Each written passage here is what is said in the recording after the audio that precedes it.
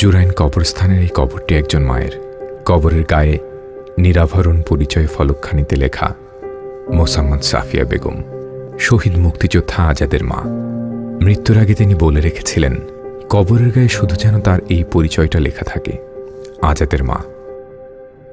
আজাদি আজাদি বলে যখন পাগল হয়ে উঠেছিল সারা ভারতবর্ষ, তখন জন্ম হয় বলে তার নাম রাখা হয় আজাদ। 11 জুলাই 1946 সালে আজাদের জন্ম। আজাদের বাবা ছিলেন ঢাকার সবচেয়ে বড় লোকদের একজন। তিনি যখন দ্বিতীয় বিয়ে করেন, তখন আজাদের মা এক কাপড়ে আজাদকে নিয়ে বাসা থেকে বের হয়ে আসেন। ঢাকা বিশ্ববিদ্যালয়ের আন্তর্জাতিক সম্পর্ক বিভাগ থেকে আজাদ মাস্টার্স পাশ করলো 1971 সালে। আজাদের বন্ধুরা ইস্কাটন মগবাজারে সবাই গেরিলা যুদ্ধে অংশগ্রহণ করতে আগরতলায় গিয়ে ট্রেনিং নিয়ে ফিরে এসেছে। ঢাকা শহরে তারা ক্র্যাক প্লাটুনের অপারেশনগুলি করছে। আজাদকে ওরা বলল, তুই কি আমাদের সঙ্গে যুদ্ধে যাবি? আজাদ বলল, এই জগতে মা ছাড়া আমার আর কেউ নাই, এবং মায়েরও আমি ছাড়া আর কেউ নেই। মা যদি আমাকে অনুমতি দেন, তাহলেই কেবল আমি যুদ্ধে যেতে পারি। আজাদ মাকে গিয়ে বলল, মা, আমি কি যুদ্ধে যাব?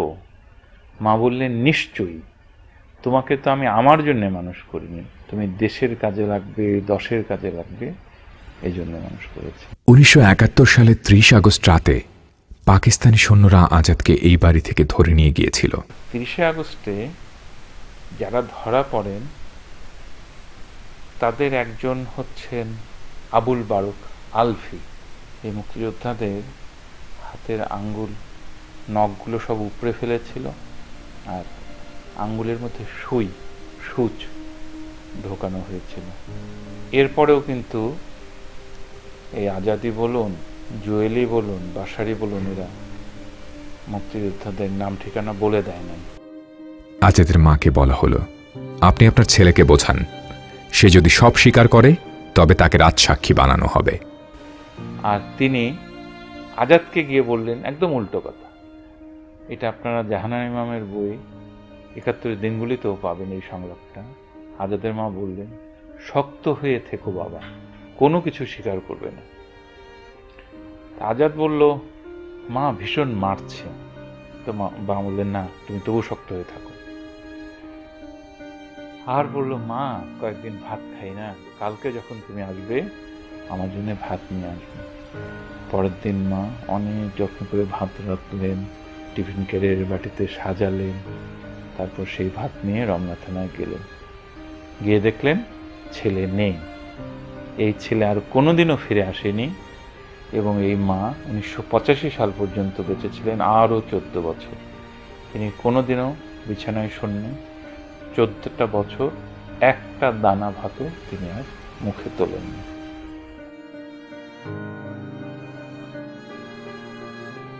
আজাদ এক চিঠিতে মাকে লিখেছিল, যদি আমি পৃথিবীতে তোমার দয় বড় বা নাম করা হতে পারি, তবে পৃথিবীর সবাইকে জানাবো তোমার জীবনী, তোমার কথা।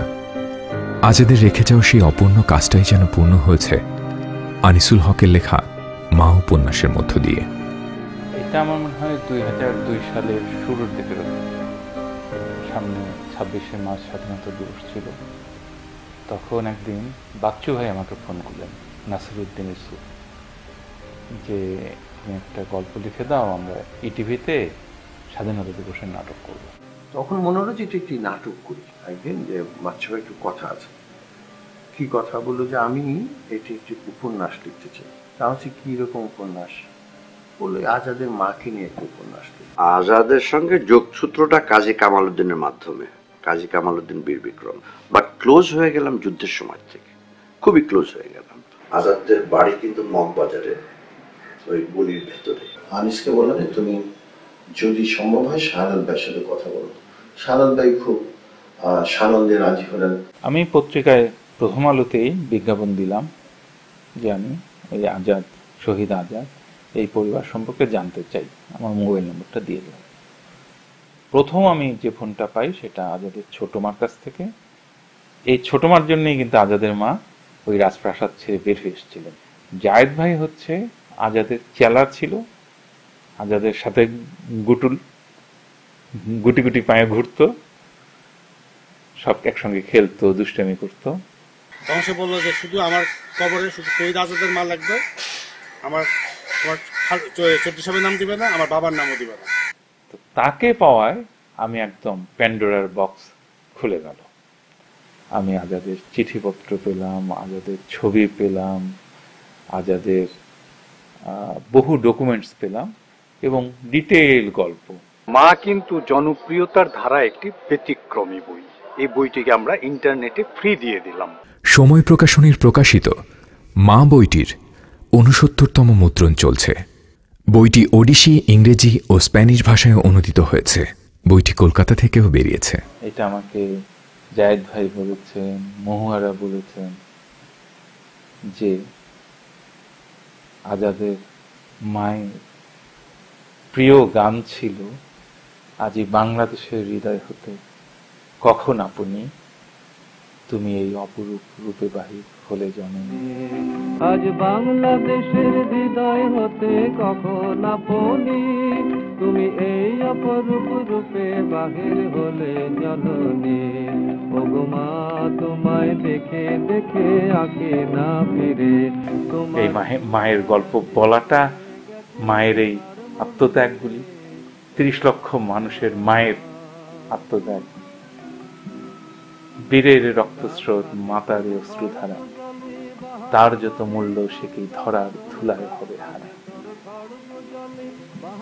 রক্তের এবং অশ্রুর মূল্য ধরার ধুলায় হারিয়ে যায়। আগুন বরণ ওগো মা তোমার কি মূরতি আজি দেখি।